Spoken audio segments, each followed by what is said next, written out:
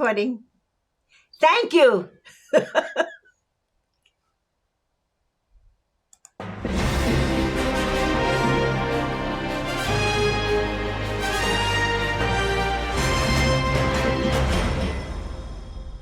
Well, hello and welcome to Diva's Two Cents Show. Today, I'm so excited to have a friend of mine, a colleague, a special guest. Her name is Tina Kadish, and she's a business coach with 20 years of experience. My goodness, in the world of talent acquisition, she's a strategist and a training and development professional.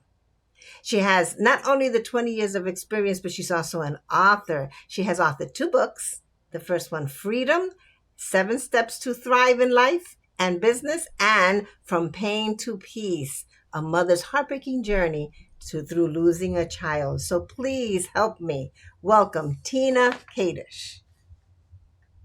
Hello. Thank you so much for having me here today, Diva. It's an honor to be here. Yes, I'm happy to have you. I am so happy to have you. Talk to me.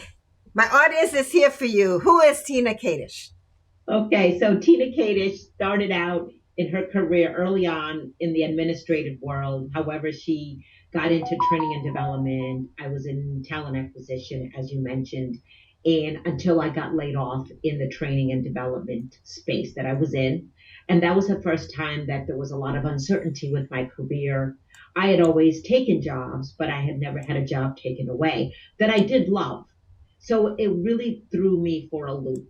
And I started a journey of trying to figure out what do I want to do because I learned that I didn't want to be at the mercy of another company. So being laid off in my journey of self-discovery, I learned that I wanted to be an entrepreneur. And so I started my business helping women to get clarity about what they wanted to do with their careers. Because in my research, over 85% of women are unhappy, they're stuck, they're unfulfilled, and they don't know what to do. So I wanted to be that guide for them and turn it around and have more women happier with their life. Wow. Well, since COVID threw everything to a loop a couple of years ago, and many of us, including myself, found other ways to communicate with our audiences. How do you find your industry in the coaching and finding these women and even mentoring to them? How do you find that has been different and has made your company actually have to change a bit? Well, what I found is that a lot of women, more women now, are ready to reassess their careers. That they're saying to themselves, I need to do something different. I don't want to go to a job. I don't want to go to an office every day. I need to look at my career. And so more and more women, I think, are open today and want to make a change. And even if it's a career within a company, it's not necessarily entrepreneurship, but they are looking for that spark in themselves because they've lost that spark, I believe. And so if I can help them reignite that spark with their careers and really be open, because it begins in our mindset to be open to change. What can I do? How can I stay home and provide income for my family and have that flexibility and freedom to be with my family? Because during COVID, we learned that life is too short. At any moment, you could lose a life. Absolutely. You're absolutely right. So when, you mentioned the word change and you mentioned mindset, and what do you find is one of the biggest obstacles that we as women have when we have to make different changes in our lives? Well, it's fear. And that's the huge, for me, myself, even when I got laid off, I started my business. But then what I did was I went to a job because I didn't believe in myself that I could do this full time. So a lot of us women are afraid. They may not believe in themselves. They have that imposter syndrome that you might have heard of, that they just lack that belief, that confidence. They have doubt in themselves. And so what do? They stay stuck instead of looking for options, looking to explore the options. So that's been the biggest thing for people. Is that why you wrote your first book, The Freedom? Talk to me about that book. I did. I did, because in my book, I talk about fear, I talk about mindset, I talk about confidence and how we stop ourselves because of fear. And so finding freedom is really having that faith, because I begin with faith in yourself.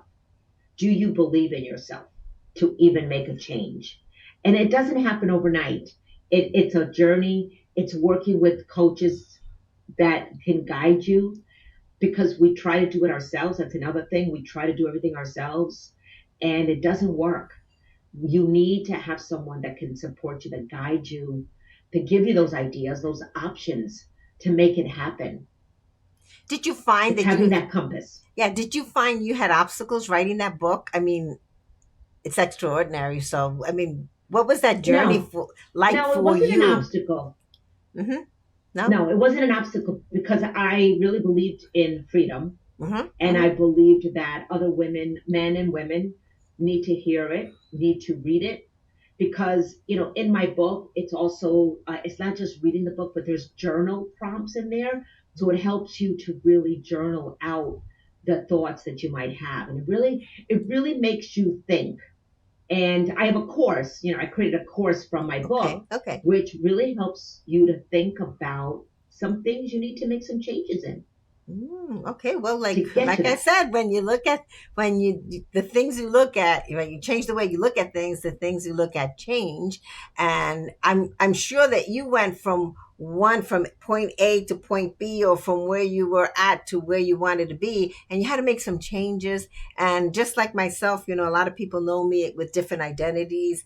My book, as you know, is the embodying your identity for the life you want to live. So and I'm still in my last chapter, which I had to rewrite. But I found myself, even writing the book, having to change and shift my own mindset. So when you coach women, do you have any men in your practice, or do you just coach women? I coach women primarily. Okay. However, I am open to men. However, I've been attracting more and more women, and because my story is women, being a woman myself, I feel that the challenges that we as women have, um, we stop ourselves more than I think a man. A man, I think, takes action, makes those changes. Not to say that they don't have those challenges in the sense of making that change, but I think it's different for women to Okay. make it happen. Well, I know you've been through a journey yourself, which caused you to write your second book. Can you talk a Yes. little bit about that? Yes. So in life, we always have our journeys. We always go through challenging times, good times, and not so good times. So my second book is about the loss of my daughter to cancer in 2020, and it's from pain to peace. How do we go from pain to finding peace? And when you lose a loved one. So this book is targeting moms and dads who have lost a loved one. Now, it could be a parent as well, it could be a spouse, but I focus a lot on my daughter. But in the book, it's a book about honoring the loss, creating a legacy from a loss. How do you have that mental strength to move forward beyond the loss? How to really truly go from the pain to finding peace within ourselves Was that from a a loss. very difficult book? Did you write that during that period of time as you journaled, or did you write that after the fact? I wrote the book the day she passed away. I said, okay, what do I do with this situation, this challenge? And I said, I'm going to write a book. However, what I first did was I wrote a magazine article 2 months Mm, after she passed away okay. to started the process. And then I said, I want to write my own book on this journey because other people need to hear it. Because loss is loss, and people are losing people, and people have lost loved ones during COVID. And she died, in July of 2020. So COVID was still going around, and she was in the hospital when COVID first hit, and I couldn't even see her for over a month. Mm. So the book was hard to write. However, it was healing for me because I put the words on paper, all of my thoughts that were in my head, and sharing my voice. Because in my book, I talk about having a voice. Finding your voice is so important during challenging times, during any time. But I focused a lot on the challenge in the book. So you gave her a voice to her, really a legacy for her, so that you in as a result of the struggle that you went through that during that difficult time, you're able to heal and help others go through that journey. So that's awesome, because it's one thing to pick up a book. For my audience, it's one thing to pick up a book and say, this person is going to teach you how to repair this car. But until that person actually even knows how to drive that car, why are you going to listen to them? So I think, Tina, you bring uniqueness to these two topics, between your coaching and then also helping women go through this grief process. How do people get a hold of you? It's amazing. How if somebody wanted to call you, is it email? Do you have a website? Talk to us about that. Okay, yes, my website is www.fromjobtojoy.com. You can have access to my books and my other resources. My email is tkadishcoach@gmail.com. You can connect to me there. I'm on Facebook. I'm on LinkedIn as well. And so connect with me. And I offer a 30-minute complimentary call Ooh, if you want to learn more about how I can help you get back on track or get that spark back in your life. If you've lost yeah. it, you need to get it back. Oh, yeah. Do you find that difficult, though, when you tell someone who's kind of down, to get that spark back? Yes, yes. Because, we're so stuck in our jobs and we just don't see beyond it. We really, truly, you talk about identity, we put a lot of our identity in a job. We really do.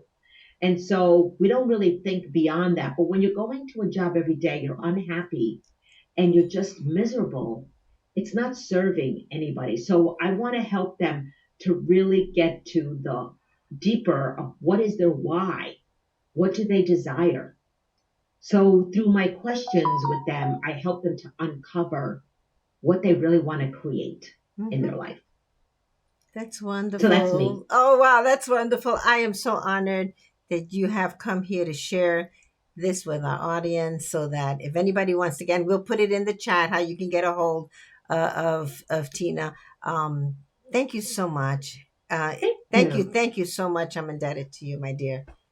Thank you, Diva, for having me here and your listeners. Yes, thank you.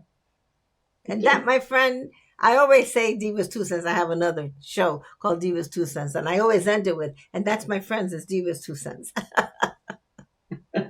That's good. I love Thank it. you. Thank you.